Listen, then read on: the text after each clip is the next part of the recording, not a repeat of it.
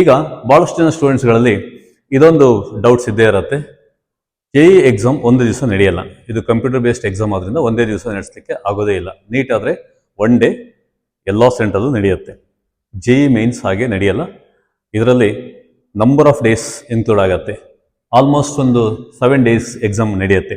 ಈಗ ಕೆಲವರಿಗೆ 21ಗೆ ಬಂದಿರ್ಬೋದು, ಇನ್ನು ಕೆಲವರಿಗೆ 28ಗೆ ಬಂದಿರ್ಬೋದು. ಹಾಗೆ 29th ನಾಟ ಅಂದರೆ ಪೇಪರ್ 2 ಪೇಪರ್ ಇರುತ್ತೆ.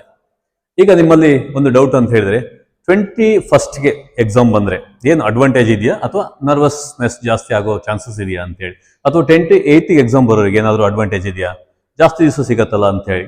ಸ್ಟೂಡೆಂಟ್ಸ್ ಹಾಗೇನು ಇಲ್ವೇ ಇಲ್ಲ. ಯಾಕಂದರೆ ಆ ರೀತಿ ಚಾನ್ಸಸ್ ಸಿಗಲಿಕ್ಕೆ ಇದು ನಾರ್ಮಲೈಸೇಷನ್ ಟೆಕ್ನಿಕ್ ಆದ್ರಿಂದ ನಿಮಗೆ ಆ ಥರ ಇರೋದೇ ಇಲ್ಲ. ಪರ್ಸೆಂಟೈಲ್ ಅಂದರೆ ಹಾಗೆ. ಈಗ ನೋಡುವ ಲಾಸ್ಟ್ ಇಯರ್ ಈಗ 2025 ಯಾವ ರೀತಿ ಎಷ್ಟು ಸ್ಕೋರ್ ಮಾಡಿದ್ರೆ 99% ರೀಚ್ ಆಗಲಿಕ್ಕೆ ಆಗ್ತಿತ್ತು ಅಂತ ಹೇಳಿ. ಈಗ 22ನೇ ತಾರೀಕು ಸೆಷನ್ 1 ಮಾರ್ನಿಂಗ್ ಸೆಷನ್, ಹಾಗೆ 22ನೇ ತಾರೀಕು ಸೇಮ್ ಡೇ ಊಟ ಆದ್ಮೇಲೆ ಅಂದರೆ ಪೋಸ್ಟ್ ಲಂಚ್ ಸೆಷನ್ ಆಗತ್ತೆ, ಈವ್ನಿಂಗ್ ಸೆಷನ್. ಈಗ ಮಾರ್ನಿಂಗ್ ಸೆಷನಲ್ಲಿ 158+ ಸ್ಕೋರ್ ಮಾಡಿದರೆ 99% ರೀಚ್ ಆಗ್ಬೋದಿತ್ತು. 300ಕ್ಕೆ 158.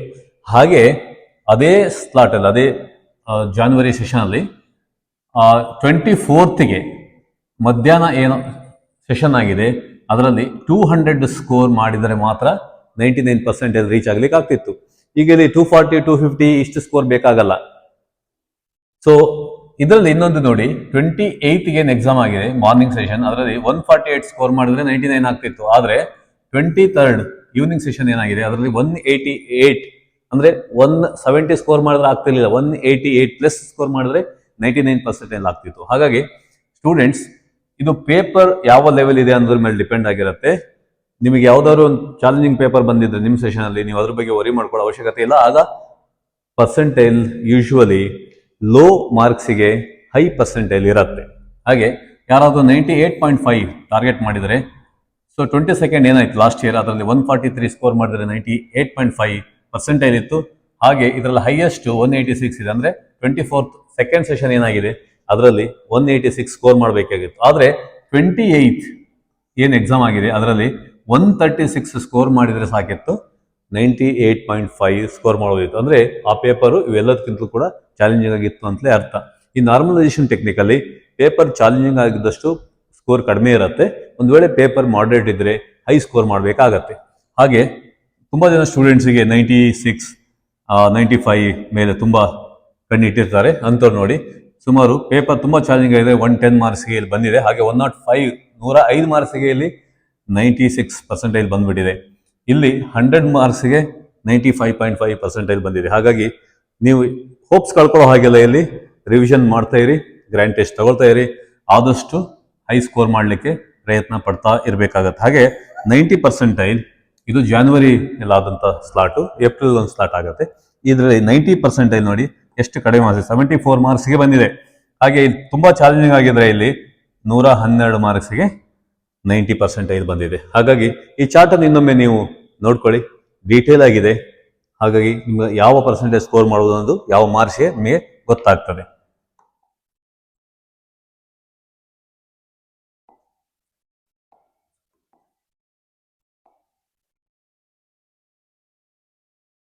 ಈಗ ಜಾನ್ವರಿ ಸ್ಲಾಟ್ ಆಯಿತು, ಏಪ್ರಿಲ್ ಸ್ಲಾಟಿಗೆ ಬರುವ. ಏಪ್ರಿಲಲ್ಲಿ ಇನ್ನೊಮ್ಮೆ ನಿಮಗೆ ಚಾನ್ಸ್ ಇರುತ್ತೆ. ಆಗ ಜಾನ್ವರಿಗಿಂತಲೂ ಏಪ್ರಿಲ್ ಸ್ವಲ್ಪ ಹೈ ಸ್ಕೋರ್ ಬೇಕಾಗತ್ತೆ ನಿಮಗೆ.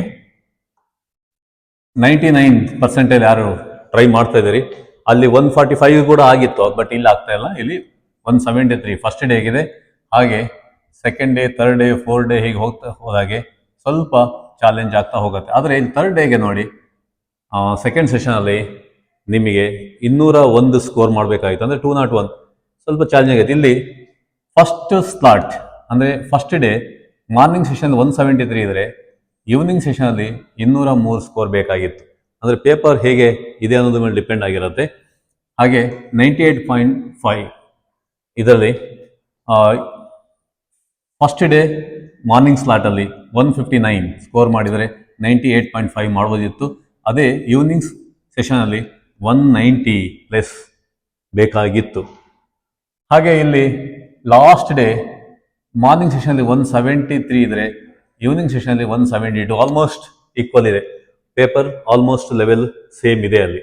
ಹಾಗೆ 96 ಮತ್ತು 95 ನೋಡೋದಾದ್ರೆ ಆಲ್ಮೋಸ್ಟ್ ಇದೆಲ್ಲದೂ ಕೂಡ 140+ ನೀವು ಸ್ಕೋರ್ ಯೂಶುವಲಿ ಎಕ್ಸ್ಪೆಕ್ಟ್ ಮಾಡಬೇಕಾಗತ್ತೆ ಈ ರೇಂಜಿಗೆ ಬರಬೇಕಾದ್ರೆ.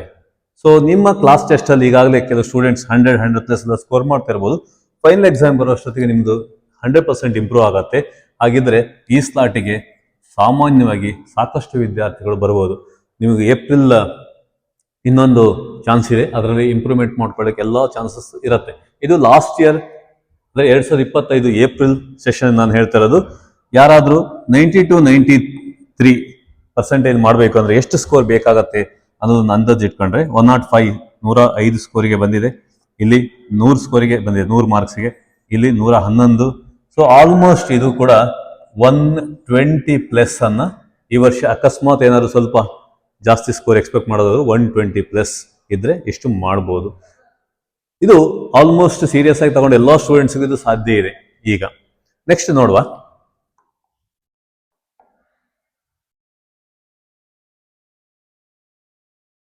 ಈ ಚಾರ್ಟ್ ಅಲ್ಲಿ ನಿಮಗೆ ಗೊತ್ತಾಗ್ತದೆ 2 ಸ್ಲಾಟ್ ಅಲ್ಲೂ ಆವರೇಜ್ ಸ್ಕೋರ್ ಎಷ್ಟಿರ್ಬೇಕಾಗತ್ತೆ ಅಂತ ಹೇಳಿ. ಸುಮಾರು 100% ಆದ್ರೆ ನೀವು ಆಲ್ಮೋಸ್ಟ್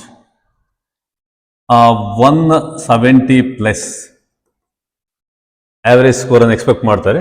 90+, 90, 91, 92% ಎಕ್ಸ್ಪೆಕ್ಟ್ ಮಾಡಿದ್ರೆ ನೀವು, ಸೊ 110+ ಇದು ನಿಮ್ಮ ಸ್ಕೋರ್ ಆಗಿರುತ್ತೆ.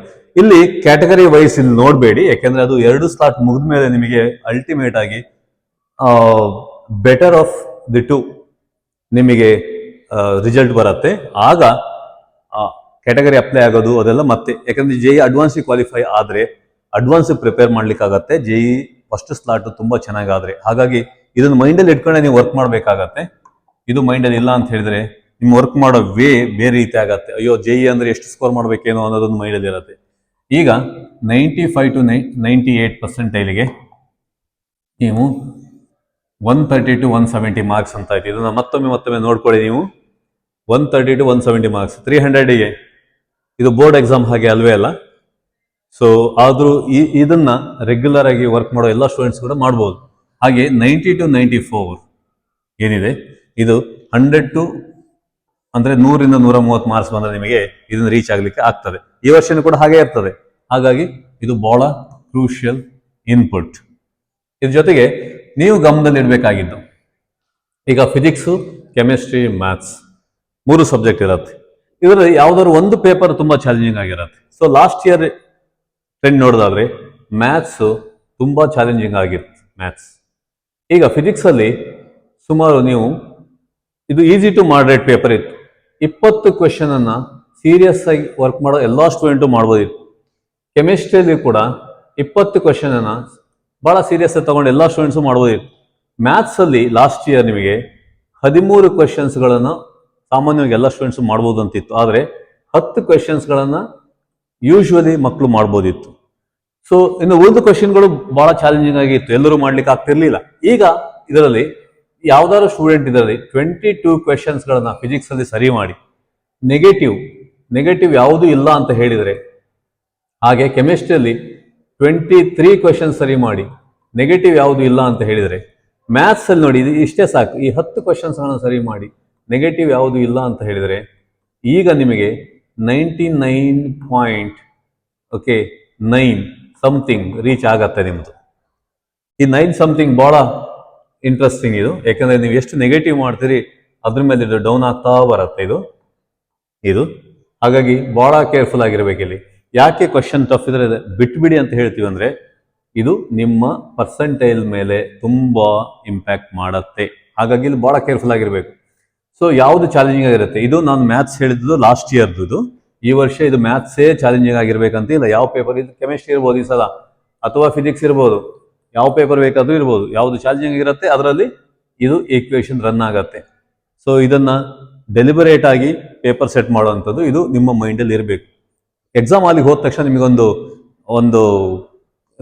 ಕ್ರೇಜ್ ಇರುತ್ತೆ. ನೀವೆಲ್ಲ ಪ್ಲಾನ್ ಮಾಡ್ಕೊಂಡು ಹೋಗಿರ್ತೀವಿ, ನಾನು PCM ಇದೇ ರೀತಿ ಮಾಡ್ತೀನಿ ಅಂತೇಳಿ. ಹಾಗಾಗಲ್ಲ. ನೀವು ಫಸ್ಟ್ ಪೇಪರ್ ಅನ್ನು ನೋಡಿ ನೋಡಿ ನಿಮಗೆ ಗೊತ್ತಾಗ್ತದೆ ಯಾವ ಚಾಲೆಂಜಿಂಗ್ ಆಗಿರುತ್ತೆ ಅಂತೇಳಿ. ಅದನ್ನ ಲಾಸ್ಟ್ಗೆ ಇಟ್ಕೊಳ್ಬೇಕು. ಉಳಿದ ಎರಡನ್ನು ಕೂಲಾಗಿ ಅಟೆಂಡ್ ಮಾಡಬೇಕು. ಇಷ್ಟು ಮೈಂಡಲ್ಲಿ ಇಟ್ಕೊಂಡ್ರೆ ಸ್ಟೂಡೆಂಟ್ಸ್ ನಿಮಗೆ ಬಹಳ ಬ್ರಿಲಿಯಂಟ್ ಅಪಾರ್ಚುನಿಟಿ ಇದೆ. ಯಾಕಂದ್ರೆ JEE ಮೇನ್ಸ್ ಮಾಡಬೇಕು ಅಂತ ಹೇಳಿದ್ರೆ ನಿಮಗೆ ಈಗ ಈ ಲಾಸ್ಟ್ 8 days ಅಲ್ಲಿ ನೀವು ದಿವಸಕ್ಕೆ 2 ಪೇಪರ್ ಅಂತೆ ಮಾರ್ಕ್ ಟೆಸ್ಟ್ ಅನ್ನು ತಗೊಳ್ಬೇಕು. ಮಾರ್ಕ್ ಟೆಸ್ಟ್ ತಗೊಳ್ಳೋದು ಹೇಗೆ? ನಿಮ್ಗೆ ಈಗಾಗಲೇ ಕಾಲೇಜ್ಗಳಲ್ಲಿ ಮಾರ್ಕ್ ಟೆಸ್ಟ್ ಕೊಡ್ತಿದ್ರೆ ಆಗತ್ತೆ, ಅಥವಾ ನೀವು ಯಾವ್ದಾದ್ರು ಒಂದು ಮಾರ್ಕ್ ಟೆಸ್ಟ್ ಅನ್ನು ಈಗಾಗಲೇ ಸಬ್ಸ್ಕ್ರೈಬ್ ಮಾಡಿದ್ರೆ ಆಗ್ತದೆ. ಇಲ್ಲ ಅಂತ ಹೇಳಿದ್ರೆ ನೀವು NTA ಅಭ್ಯಾಸ್ ಪೋರ್ಟಲ್, NTA ಅವರು ಈಗಾಗಲೇ ಎಲ್ಲ ಸ್ಟೂಡೆಂಟ್ಸ್ ಕೂಡ ಅದನ್ನ ವೆಬ್ಸೈಟ್ ಅಲ್ಲಿ ರೆಡಿ ಇಟ್ಟಿದ್ದಾರೆ. ಅದು ಎಲ್ಲ ಪ್ರೀವಿಯಸ್ ಇಯರ್ ಕ್ವೆಶನ್ಸ್ ಇರುತ್ತೆ. ಹಾಗೆ NTA ಅಭ್ಯಾಸ್ ಪೋರ್ಟಲ್ ಅಲ್ಲಿ ನೀವು ಡೈರೆಕ್ಟ್ ಆಗಿ ಎಕ್ಸಾಮ್ಗಳನ್ನು ತಗೊಳ್ಬಹುದು. ಹಾಗೆ ಇದುವರೆಗೆ ತಗೊಂಡಂತ ಎಲ್ಲ ಎಕ್ಸಾಮ್ಗಳನ್ನು ರಿವಿಷನ್ ಮಾಡ್ಕೊಳ್ಳಿ. ನಿಮ್ಮ ಕ್ಲಾಸಲ್ಲಿ ನಡೆದಂತ ಟೆಸ್ಟ್ ಪೇಪರ್ಗಳನ್ನ ಪ್ಲಸ್ ಯಾವ ಮೆಟೀರಿಯಲ್ ನೀವು ಫಾಲೋ ಮಾಡಿದ್ರಿ ಅದನ್ನ ಇನ್ನೊಮ್ಮೆ ರಿವೈಸ್ ಮಾಡ್ಕೊಳ್ಳಿ. ನೀವು ಫಾರ್ಮಲ್ ಎಷ್ಟು ಮಾಡಿದ್ರೆ ಅದನ್ನು ಮಾಡ್ಕೊಳ್ಳಿ, ಶಾರ್ಟ್ ನೋಟ್ಸ್ ಮಾಡಿದ್ರೆ ಅದನ್ನು ಮಾಡ್ಕೊಳ್ಳಿ. ಪ್ಲಸ್ ಈಗ ನಿಮಗೆ ಏನು ಗೊತ್ತಿದೆ ಅದನ್ನ ಇನ್ನೊಮ್ಮೆ ರಿವಿಷನ್ ಮಾಡ್ಕೊಳ್ಳಿ. ಯಾಕಂದ್ರೆ ಹೊಸದಾಗಿ ಏನು ಟ್ರೈ ಮಾಡ್ಲಿಕ್ಕೆ ಹೋಗಬೇಡಿ ಈಗ. ಹಾಗೆ ಫಸ್ಟ್ ಡೇ ಯಾರಿಗೆ ಸಿಕ್ಕಿದೆ ಎಕ್ಸಾಮ್ 21st ಅಥವಾ 22nd ಅದು ಅಡ್ವಾಂಟೇಜ್ ಅಂತ ತಿಳ್ಕೊಳ್ಳಿ. ಯಾಕಂದ್ರೆ ನಿಮಗೆ ಯಾವುದೇ ಸ್ಟ್ರೆಸ್ ಇರಲ್ಲ. ಹಾಗೆ ಫಸ್ಟ್ ಡೇ ಎಕ್ಸಾಮ್ ಯಾರ್ದು ಆಗತ್ತೆ ಅವರಿಗೆ ಫೋನ್ ಮಾಡಿ ಎಕ್ಸಾಮ್ ಹೇಗಿತ್ತು ಏನು ಅಂತ ಕೇಳಲಿಕ್ಕೆ ಹೋಗಬೇಡಿ. ಹಾಗೆ ಮಾಡಿದ್ರೆ ನೀವು ಇದುವರೆಗೆ ಏನು ಪ್ರಿಪ್ರೇಷನ್ ಮಾಡ್ಕೊಂಡಿರಿ ಅದು ಟ್ರ್ಯಾಕ್ ಚೇಂಜ್ ಆಗುತ್ತೆ. ಮೈಂಡ್ ಯಾವಾಗ ಚೇಂಜ್ ಆಗುತ್ತೆ ನಿಮ್ಮ ಮೇಲೆ ಸಾಕಷ್ಟು ಪ್ರಭಾವ ಬೀರುತ್ತೆ. ಹಾಗಾಗಿ ಫಸ್ಟಿಗೆ ಎಕ್ಸಾಮ್ ಸಿಕ್ತವರಿಗೆ ಸ್ಟ್ರೆಸ್ ಏನೂ ಅಲ್ಲ, ಲಾಸ್ಟಿಗೆ ಎಕ್ಸಾಮ್ ಸಿಕ್ತವರಿಗೆ ಚಾನ್ಸಸ್ ಹಾಗೆ ಇಲ್ಲವೇ ಇಲ್ಲ. ನಮ್ಮ ಕರ್ನಾಟಕ ಸ್ಟೂಡೆಂಟ್ಸು JEE ಅಂತ ಎಕ್ಸಾಮ್ಗಳಲ್ಲಿ ಇತ್ತೀಚೆಗೆ ಬಹಳಷ್ಟು ಪರ್ಫಾರ್ಮೆನ್ಸ್ ಮಾಡ್ತಾ ಇದ್ದಾರೆ. ಅವರಿಗಾಗಿ ಇದನ್ನು ಕನ್ನಡದಲ್ಲೇ ನಾವು ಕೊಡ್ತಾ ಇದ್ದೇವೆ. ಹಾಗೆ ನಿಮಗೇನಾದ್ರು ನಿಮ್ಮ ಕಾಲೇಜಲ್ಲಿ ರೆಗ್ಯುಲರ್ ಕೌನ್ಸಿಲಿಂಗ್ ಇತ್ತು ಅಂದರೆ ಇದೆಲ್ಲ ಕೂಡ ಹೇಳಿರ್ತಾರೆ. ಈಗ ನಿಮ್ಮ ಮನಸ್ಥಿತಿ ಸಮಸ್ಥಿತಿ ಇತ್ತಂದರೆ ಮಾತ್ರ ನಿಮಗೆ ಸಾಕಷ್ಟು ಅಡ್ವಾಂಟೇಜ್ ಇದೆ. ಕೂಲ್ ಆಗಿದ್ದು ವರ್ಕ್ ಮಾಡಿ. ಲಾಸ್ಟ್ 8 days ಏನು ಮಾಡ್ಬೇಕಂತ ಈಗಾಗಲೇ ಹೇಳಿದ್ದೀನಿ. ಎಕ್ಸಾಮ್ ಹಾಲಿಗೆ 2 ಗಂಟೆ ಮುಂಚಿತವಾಗಿ ಹೋಗಿ, ಹಾಗೆ ನಿಮ್ಮ ಹಾಲ್ ಟಿಕೆಟ್ ಏನು ಡೌನ್ಲೋಡ್ ಮಾಡ್ಕೊಂಡಿದ್ದೀರಿ ಅದ್ರ ಜೊತೆಗೆ ಇನ್ನೊಂದು ಶೀಟ್ ಡೌನ್ಲೋಡ್ ಆಗಿರುತ್ತೆ, ಅದನ್ನು ಫಿಲ್ಅಪ್ ಮಾಡಿ ಪಾಸ್ಪೋರ್ಟ್ ಸೈಜ್ ಫೋಟೋಗ್ರಾಫನ್ನು ಒಂದು ಪೇಸ್ಟ್ ಮಾಡಿ ಒಂದು ಫೋಟೋಗ್ರಾಫನ್ನು ನಿಮ್ಮ ಜೊತೆಗೆ ಇಟ್ಕೊಂಡು ಹೋಗಿ. ಹಾಗೆ ಒಂದು ID ಪ್ರೂಫನ್ನು ನೀವು ಕ್ಯಾರಿ ಮಾಡಬೇಕಾಗುತ್ತೆ. ಅದು ಯೂಶುವಲಿ ಆಧಾರ್ ಕಾರ್ಡ್ ಆಗಿರುತ್ತೆ. ಅದಲ್ಲದೆ ಬೇರೆ ಇನ್ಸ್ಟ್ರಕ್ಷನ್ ಎಲ್ಲ ಅಲ್ಲಿ ಪ್ರಿಂಟ್ ಮಾಡಿದ್ದಾರೆ. ಭಾಳ ಕ್ಯಾಶುವಲ್ ಆಗಿರಿ, ಬಟ್ ವರ್ಕ್ ಮಾಡ್ತಾನೆ ಇರಬೇಕು. ಎಷ್ಟು ವರ್ಕ್ ಮಾಡಿದ್ರು ಕೂಡ ಸಾಕಾಗಲ್ಲ. ಈಗ ರಿವಿಷನ್ ಟೈಮ್, ಅಷ್ಟು ರಿವಿಷನ್ ಮಾಡಿಕೊಂಡು ರೆಡಿ ಆಗಿರಿ. All the best. ನಮ್ಮ ಕರ್ನಾಟಕ ಸ್ಟೂಡೆಂಟ್ಸ್ ಇತ್ತೀಚೆಗೆ ಪರ್ಫಾರ್ಮೆನ್ಸ್ ಚೆನ್ನಾಗಿ ಮಾಡ್ತಾ ಇದ್ದಾರೆ. ಸೊ ಇದು ಅವರ ಮೊರೇಲ್ ಏನಿದೆ ಅದನ್ನು ಬೂಸ್ಟ್ ಮಾಡಲಿಕ್ಕಾಗಿ ನಾವು ವಿದ್ವತ್ PU ಕಾಲೇಜ್ ಕೌನ್ಸಿಲಿಂಗ್ ಸೆಲ್ ಇಷ್ಟೊಂದು ಪ್ರಯತ್ನ ಪಟ್ಟು ನಿಮಗೆ ಈ ಇನ್ಫಾರ್ಮೇಷನ್ನ ತರ್ತಾ ಇದ್ದೀವಿ. All the best students and happy preparation. Thank you.